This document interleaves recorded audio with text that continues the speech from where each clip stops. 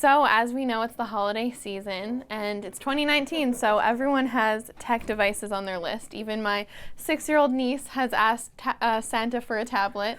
So if Santa or a loved one does bring you a tablet, what's some things to keep in mind for keeping that device safe? So the most important thing is that these things feel like sort of single-person devices, right? So if I'm the only one using my tablet, why should I worry about having a password on it? But the thing is, if it gets stolen, that password is what will protect not just the device, but all of the accounts that are tied to it. So you think about it, your tablet or your phone has access to your Facebook and your Instagram and all these other online services, maybe your bank account, a bunch of other stuff. So if somebody steals that and can use it to impersonate you, then they can get into a lot more trouble than just that they stole your device. How do you create a password that is foolproof? So most devices now will almost insist that you do security right. They'll ask you for like a face scan or a fingerprint scan, and those are what we call biometrics, and they're very secure. But they're only part of the story. You need to have that plus something like a password.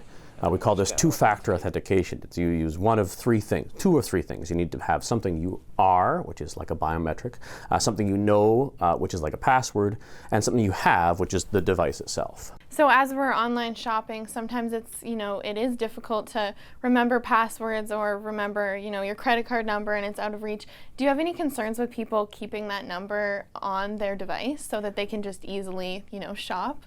No, I think that that's fine. And a lot of new devices will have a secure way of doing that. Apple Pay, Google Pay, these are both ways that you can use your credit card from your phone, and as long as your phone has a good password and everything, then it works fine. If you decide that the password is inconvenient and you tell the phone, I don't want to use a password, then there is a larger potential, at least, for somebody who steals your phone to maybe also have your credit cards as well. Another hot techie item this season is security cameras. So whether that's inside or outside, how do you protect the images and the video that's taken in your home or on your yard? Yes, absolutely. This is a big concern because those video cameras will catch personal moments, right? Especially if you have a camera that's pointed inside your house, it's recording, everything you're doing, your day-to-day family activities. So the important thing there is that you have to make sure that you trust the company that you are subscribing to, because otherwise they might be selling that information to somebody else. Now, are these cameras something you do recommend? Because of course we've seen a lot of people ordering gifts online and they don't last very long on the porch necessarily. We are seeing people steal these gifts. So what are your tips for keeping actual items safe? Yeah, a doorbell camera is great for this kind of thing. The indoor cameras can be tricky with privacy, but the doorbell cameras are pointing outwards, and so they're just seeing what everybody else would see.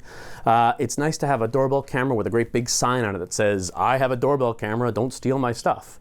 Because really it's about deterrent, right? You're trying to make sure that the person who is thinking about stealing your package off the porch sees that you have a camera and says, no, I'll steal from somebody else, I guess. Mm-hmm.